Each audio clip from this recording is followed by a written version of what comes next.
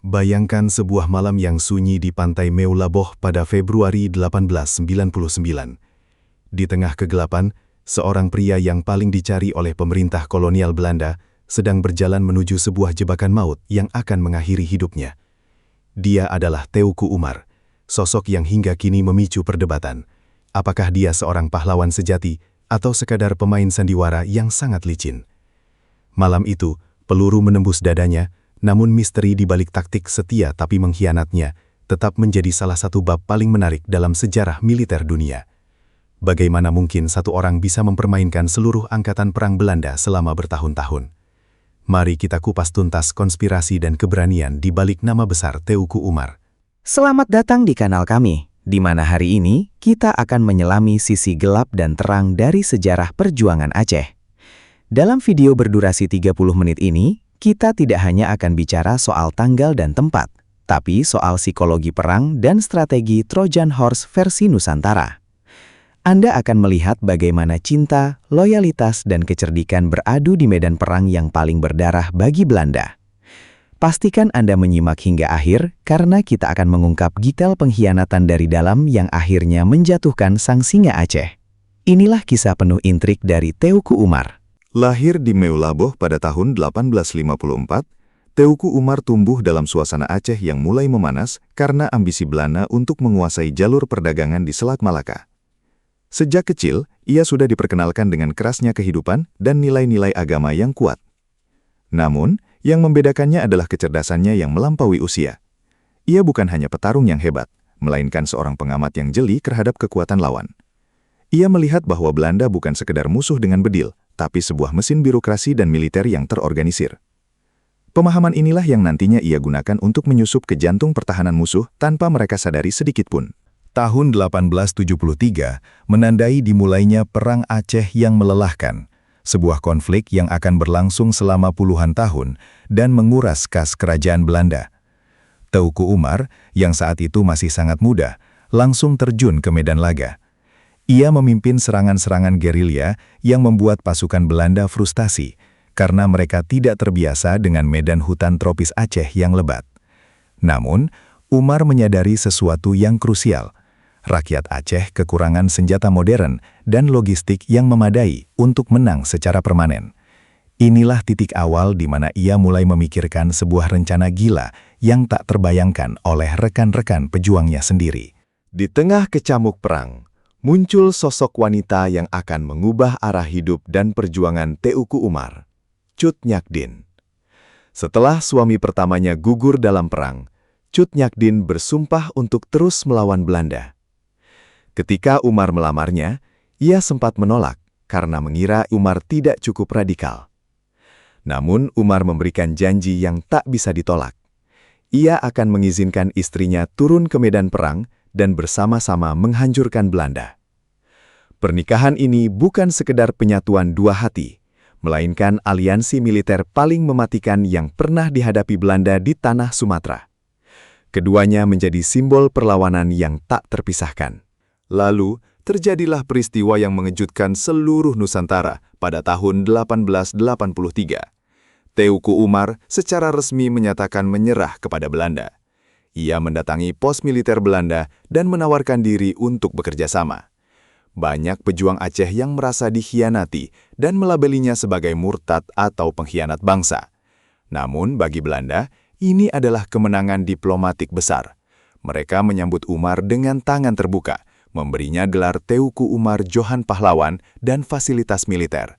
Mereka pikir mereka telah berhasil menjinakkan singa Aceh, tanpa menyadari bahwa mereka baru saja memasukkan musuh paling berbahaya ke dalam rumah mereka sendiri. Selama bekerja untuk Belanda, Teuku Umar menunjukkan dedikasi yang luar biasa, atau setidaknya itulah yang ia tunjukkan di permukaan.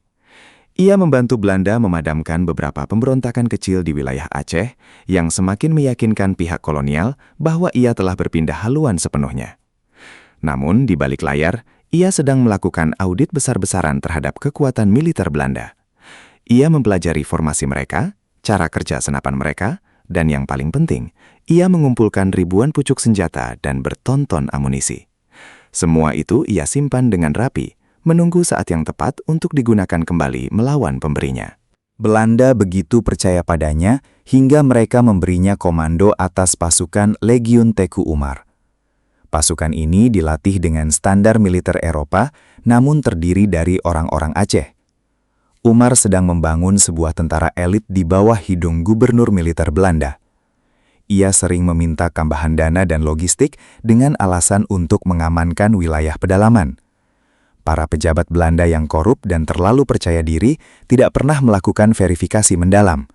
Mereka hanya melihat laporan sukses di atas kertas, sementara di lapangan, Umar sedang memperkuat barisan pejuangnya sendiri dengan modal dari kantong musuh. Puncaknya terjadi pada tahun 1896. Sebuah peristiwa yang dikenal dalam sejarah Belanda sebagai Hetverraad van Teuku Umar atau pengkhianatan Teuku Umar. Setelah merasa jumlah senjata dan amunisi yang dikumpulkannya sudah cukup, ia melakukan langkah drastis. Saat dikirim untuk sebuah misi militer, ia membawa lari 800 pucuk senjata, 25.000 butir peluru, dan dana sebesar 18.000 gulden. Tidak hanya itu, seluruh pasukannya yang berjumlah ratusan orang ikut membelot kembali ke pihak pejuang Aceh. Belanda merasa sangat dipermalukan. Mereka telah dibodohi habis-habisan oleh orang yang mereka anggap sebagai sekutu terbaik. Kembalinya Teuku Umar ke pangkuan rakyat Aceh disambut dengan sukacita luar biasa, meskipun masih ada beberapa pihak yang curiga. Namun dengan senjata modern hasil jarahan dari Belanda, kekuatan perlawanan Aceh meningkat berkali-kali lipat.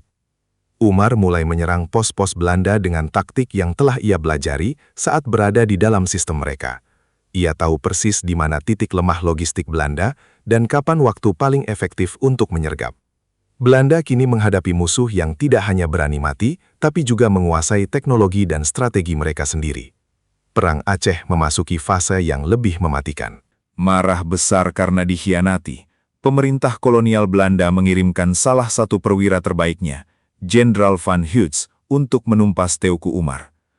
Van Heutes sadar bahwa cara-cara perang konvensional tidak akan berhasil melawan Umar yang lincah di hutan. Ia pun membentuk pasukan khusus yang disebut Korps Maréchaussée. Pasukan ini terdiri dari prajurit-prajurit yang dilatih untuk bertempur secara gerilya, menggunakan senjata tajam, dan mampu bertahan di hutan dalam waktu lama. Inilah awal dari pengejaran kucing dan tikus yang sangat berbahaya, di mana satu kesalahan kecil bisa berarti kematian bagi kedua belah pihak. Teuku Umar terus berpindah-pindah tempat, dari satu pegunungan ke pegunungan lain, membuat Belanda kelelahan. Strategi buminya sangat efektif. Ia sering membakar pos-pos yang baru saja ditinggalkan untuk memastikan Belanda tidak mendapatkan apapun. Namun, tekanan dari Korps Maréchaussée mulai terasa. Mereka mulai memutus jalur pasokan makanan ke desa-desa yang mendukung Umar.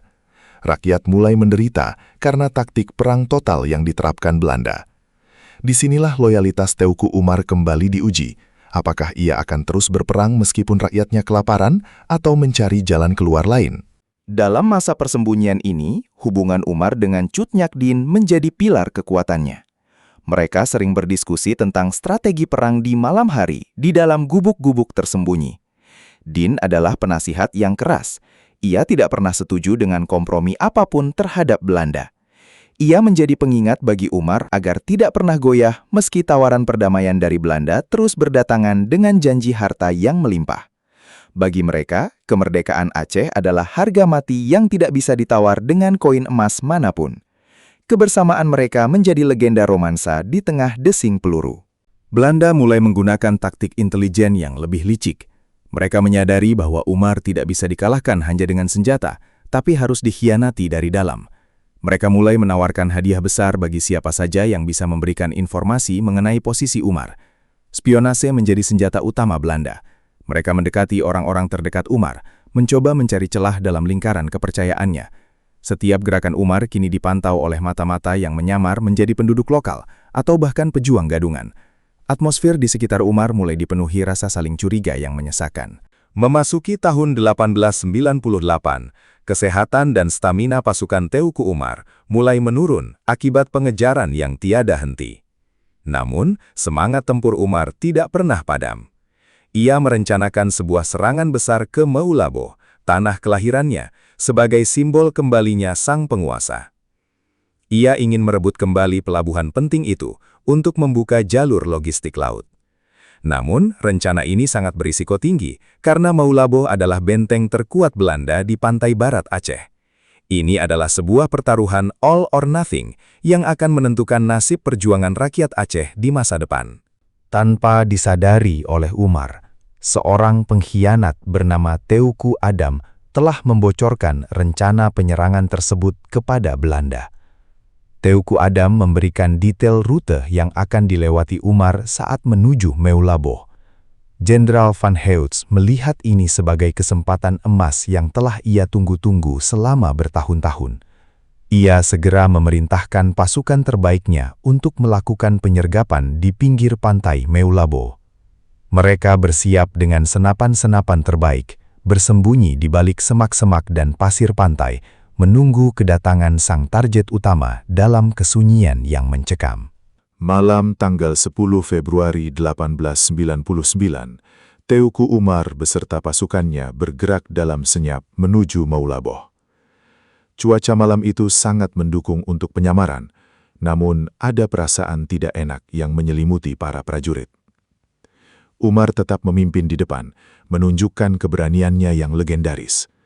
Ia tidak tahu bahwa setiap langkahnya sedang dihitung oleh moncong-moncong senapan yang sudah terkokang.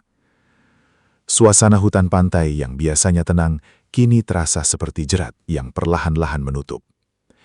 Mereka terus melangkah, semakin dekat menuju titik penyergapan yang telah disiapkan dengan sangat matang oleh musuh. Tiba-tiba, keheningan malam pecah oleh suara tembakan salvo yang serentak. Belanda melepaskan tembakan bertubi-tubi dari posisi tersembunyi. Pasukan Teuku Umar kaget dan terpencar. Dalam kekacauan tersebut, Teuku Umar tetap berusaha memberikan komando untuk membalas tembakan. Namun, posisi Belanda yang lebih tinggi dan terlindungi membuat pasukan Aceh sulit untuk membalas.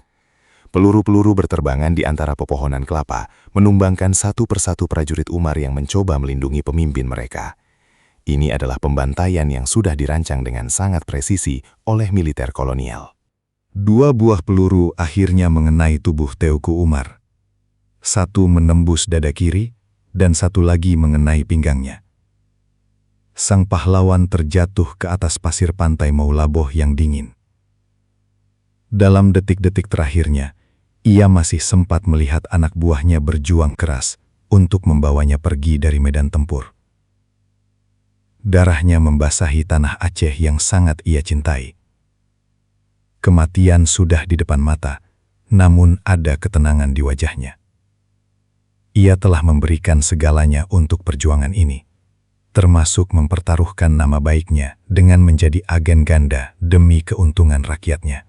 Meskipun terluka parah, para pengikut setianya berhasil membawa jenazah Teuku Umar menjauh agar tidak jatuh ke tangan Belanda.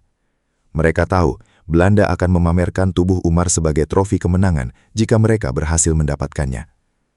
Dalam pelarian yang dramatis, mereka menembus barisan musuh dan menghilang ke dalam hutan yang gelap. Belanda yang melakukan pencarian besar-besaran di pagi hari merasa kecewa karena mereka hanya menemukan bekas-bekas pertempuran dan ceceran darah. Namun target utama mereka telah raib secara misterius dari medan laga. Berita kematian Teuku Umar sampai ke telinga Cut Nyak Dien. Bisa kita bayangkan betapa hancurnya hati sang istri yang juga rekan seperjuangannya. Namun, sejarah mencatat reaksi luar biasa dari wanita ini. Ketika anaknya menangisi kematian ayahnya, Cut Nyak Dien dengan tegas berkata, "Sebagai perempuan Aceh, kita tidak boleh menumpahkan air mata pada orang yang sudah syahid." Ia segera mengambil alih komando pasukan yang tersisa. Baginya, kematian Umar bukan akhir, melainkan api baru yang harus terus dikobarkan untuk mengusir penjajah dari tanah Rencong. Kematian Teuku Umar memang menjadi pukulan telak bagi perlawanan Aceh, namun strategi yang ia tinggalkan tetap digunakan. Belanda menyadari bahwa meskipun Umar sudah tiada, pengaruhnya masih sangat kuat. Mereka terpaksa mengubah seluruh kebijakan militer mereka di Aceh, beralih dari serangan frontal menjadi pendekatan yang lebih politis dan sosial, yang tetap memakan waktu puluhan tahun lagi untuk benar-benar menundukkan Aceh. Teuku Umar telah membuktikan bahwa satu orang dengan strategi yang cerdas bisa membuat imperium besar goyah dan ketakutan selama bertahun-tahun. Mari kita refleksi sejenak tentang taktik pengkhianatan Umar. Dalam kacamata militer modern, apa yang dilakukan Umar adalah intelijen tingkat tinggi dan sabotase logistik. Ia memanfaatkan keangkuhan Belanda untuk memperkuat diri. Ia mengerti bahwa dalam perang asimetris, pejuang tidak boleh bermain sesuai aturan lawan yang lebih kuat. Ia harus menciptakan aturan mainnya sendiri. Meski dicap pengkhianat oleh sebagian orang pada masanya, sejarah membuktikan bahwa setiap butir peluru yang ia ambil dari Belanda, ia tembakkan kembali untuk kemerdekaan negerinya. Lokasi makam Teuku Umar sempat dirahasiakan selama bertahun-tahun oleh pengikutnya untuk menghindari profanasi oleh tentara Belanda. Makamnya dipindahkan beberapa kali demi keamanan. Ini menunjukkan betapa besarnya penghormatan dan rasa takut yang masih ditimbulkan oleh nama Umar bahkan setelah ia wafat. Saat ini, makamnya di Meulaboh menjadi tempat ziarah yang mengingatkan kita semua akan pengorbanan luar biasa seorang pria yang memilih jalan yang paling sulit dan paling disalahpahami demi tujuan yang mulia. Keberanian Teuku Umar juga diakui oleh musuh-musuhnya. Dalam catatan militer Belanda, ia sering disebut sebagai lawan yang paling licin dan paling sulit ditebak. Mereka menghormati kecerdasannya meskipun mereka membenci tindakannya. Ini adalah bukti bahwa kualitas kepemimpinan Umar melintasi batas-batas ideologi dan peperangan. Ia adalah seorang ahli strategi yang lahir di waktu dan tempat yang tepat untuk memberikan perlawanan paling berarti dalam sejarah kolonialisme di Indonesia. Namanya kini abadi sebagai pahlawan nasional yang menginspirasi banyak generasi. Jika kita melihat kembali, Perang Aceh adalah salah satu perang terlama dan termahal yang pernah dihadapi Belanda. Dan Teuku Umar adalah salah satu alasan utama mengapa perang itu berlangsung begitu lama. Dengan keterbatasan sumber daya, ia mampu menciptakan ketidakpastian di pihak musuh. Ia mengajarkan kita bahwa dalam perjuangan, fisik dan senjata bukanlah segalanya, melainkan mental dan kecerdikan adalah kunci utama. Pelajaran dari hidupnya tetap relevan hingga hari ini dalam menghadapi tantangan hidup yang seringkali terlihat mustahil untuk dikalahkan. Mari kita bahas sedikit soal Teuku Adam, sang pembocor rahasia. Mengapa ia melakukannya? Catatan sejarah menunjukkan kombinasi antara tekanan dari pihak Belanda dan janji materi. Ini adalah pengingat pahit bahwa perjuangan besar seringkali runtuh bukan karena kekuatan lawan dari luar, melainkan karena keretakan dari dalam. Kasus Teuku Umar mengajarkan kita untuk selalu waspada terhadap musuh dalam selimut yang bisa menghancurkan rencana sehebat apapun. Sejarah adalah guru yang galak, namun ia memberikan pelajaran yang sangat berharga bagi kita yang mau mempelajarinya. Kini, Teuku Umar tidak hanya dikenang melalui buku sejarah, tapi juga melalui nama-nama jalan, universitas, hingga kapal perang TNI Angkatan Laut. Ini adalah bentuk penghormatan negara terhadap jasanya yang luar biasa. Semangatnya untuk tidak pernah menyerah, meskipun harus menggunakan cara-cara yang kontroversial di mata dunia, telah menjadi bagian dari identitas bangsa Indonesia. Kita belajar bahwa pahlawan tidak selalu harus tampil sempurna tanpa celah. Tapi pahlawan adalah mereka yang melakukan hal yang benar di saat yang paling sulit bagi bangsanya. Menutup kisah epik ini, kita diingatkan kembali pada malam berdarah di pantai Meulaboh. Teuku Umar mungkin telah gugur, tapi ia mati dengan kepala tegak, meninggalkan warisan keberanian yang tak ternilai. Ia membuktikan bahwa bangsa ini memiliki sejarah intelektual militer yang hebat. Semoga kisah ini memberikan perspektif baru bagi Anda tentang perjuangan pahlawan kita. Sejarah bukan hanya soal masa lalu, tapi soal bagaimana kita membentuk masa depan dengan mengambil hikmah dari setiap langkah kaki para pendahulu kita di tanah air ini. Terima kasih telah menonton dokumenter sejarah investigatif ini sampai selesai. Kami berharap Anda mendapatkan wawasan baru tentang sosok Teuku Umar. Apa pendapat Anda tentang strategi pura-pura menyerah yang dilakukannya? Tuliskan pendapat Anda di kolom komentar di bawah, kami sangat ingin mendiskusikannya dengan Anda. Jangan lupa like dan subscribe untuk update seru lainnya tentang misteri sejarah dan kisah-kisah luar biasa lainnya dari Nusantara. Sampai jumpa di video berikutnya, dan teruslah belajar dari sejarah.